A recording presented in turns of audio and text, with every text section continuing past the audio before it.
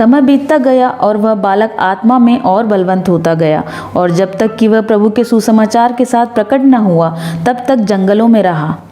जब यीशु मसीह 30 वर्ष के हो चुके थे, उन दिनों में परमेश्वर का वचन यूहन्ना के पास पहुंचा और वह यहूदिया के जंगलों में आकर यह प्रचार करने लगा, मन फिराओ क्योंकि स्वर्ग का राज्य निकट है। जब उसने सदूकियों और फरीसियों को अपने निकट आते देखा तो उनसे कहा, हे सांप के बच्चों, तुम्हें किसने जता दिया कि आने वाले क्रोध से भागो?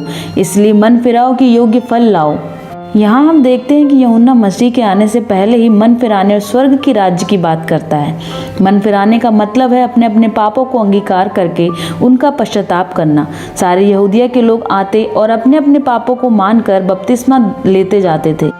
वह लोगों में प्रचार करते जाता कि कुल्हाड़ा पेड़ की जड़ों पर रखा है, इसलिए जो पेड़ अच्छा फल नहीं लाता वह काटा और आग में झोंका जाता है। अर्थात अंत का समय निकट है। अगर हमने आप को उसके वचन के अनुसार नहीं बदला तो नरक की आग हमारे लिए तैयार है।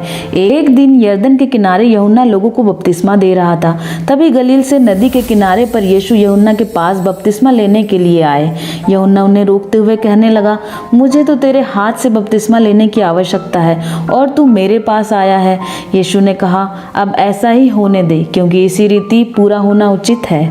और यूहन्ना सबसे कहने लगा, देखो, यह परमेश्वर का पुत्र है जो जगत का पाप उठा ले जाता है।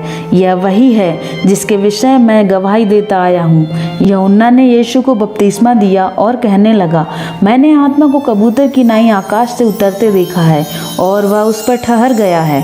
मैं तो उसे पहचानता न था, परंतु जिसने मुझे भेजा है अर्थात परमेश्वर ने, उसी ने मुझसे कहा कि जिस पर तू आत्मा को उतरते और ठहरते देखे वही पवित्र आत्मा से बपतिस्मा देने वाला है। मैंने देखा है और यही परमेश्वर का प्रिय पुत्र है और परमेश्वर इससे प्रसन्न है। उसके बाद यीशु वहाँ से पहाड़ पर चले गए और यूहन्ना लोगों को सुसमाचार सुनाता रहा। लोगों ने उससे पूछा, हम क्या करें?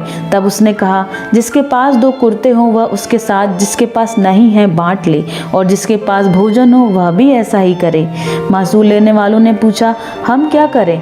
तब यूहन्ना ने कहा, जो तुम्हारे लिए ठहराया गया है उससे अधिक न लेना, किसी पर उपद्रव न करना और न झूठा दोष लगाना और अपने वेतन पर संतोष करना।